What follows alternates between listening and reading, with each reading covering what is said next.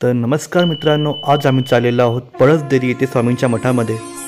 तर आता आम्ही निघालेलो आहोत जायला। स्वामींच्या मठात पोहोचलो आम्ही। इथे बाहेर मठाबद्दल माहिती दिलेली आहे। त्यानंतर देवळाच्या बाहेर दुकाने मांडलेली आहेत। त्या दुकानामध्ये सर्व सामान भेटतं। मंदिरात जाण्याआधी इथे बाहेर औदुंबर वृक्ष आहे। त्या वृक्षाखाली श्रीची मूर्ती आहे।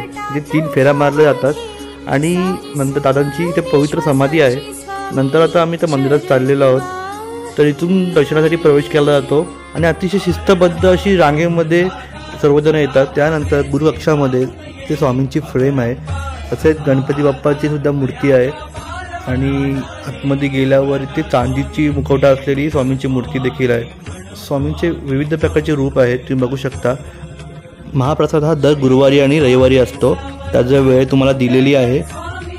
व्हिडिओ तुम्हाला आवडले असेल तर नक्की चॅनलला सबस्क्राईब करा। श्री स्वामी समर्थ।